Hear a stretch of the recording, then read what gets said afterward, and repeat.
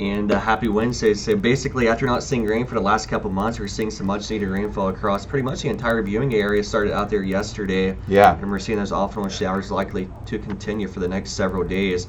We're seeing some light to moderate showers passing through, especially across our western sections from Summersville into Nicholas County, all the way down into Welch. Also seeing a flood watch taking place from Bluefield into Tazewell County, and this goes until 8 p.m. this evening.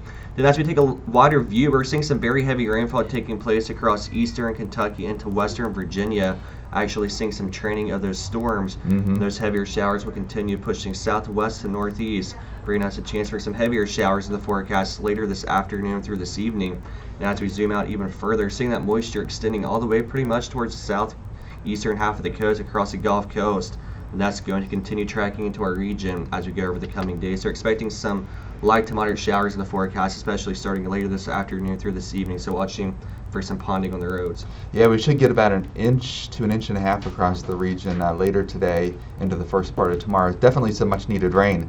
That trough is instigating the rain, but we also have Helene, which you can see very well on the bottom of your screen, that is spiraling there towards the Gulf of Mexico.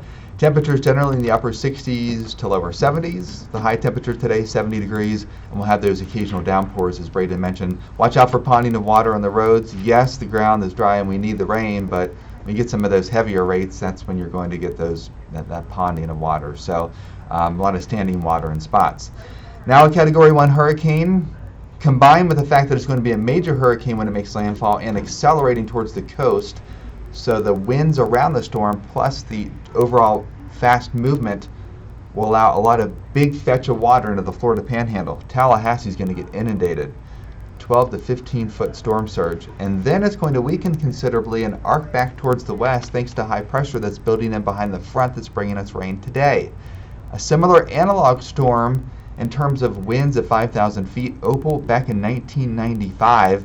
And locally, when Opal made its closest approach, we had gusts of 41 miles an hour in our region. So what we can expect is the majority of our rain with the front today, tonight, and early tomorrow. Yes, we'll get some showers on Friday, perhaps even a brief tornado in our southern coal fields, but the winds are going to be the big story on Friday. So as we zoom into the local impacts, big storm surge again we mentioned in Florida, we will see an additional 1/2 inch to 1 inch of rain on Friday, primarily between about 3 a.m. and 5 p.m. The strongest gust will be 10 a.m. to 5 p.m. This is when you have to be concerned about a couple of limbs coming down, and yes, a handful of power outages. We're not expecting a widespread event in terms of power outages, but the gust 35 to 45 miles an hour. Our southern coal fields, where we have that flood watch, could be extended through Friday into Saturday for Tazewell County, where 1.5 inches to 2.5 inches is likely once you get south of I-64. So that is the latest on the impacts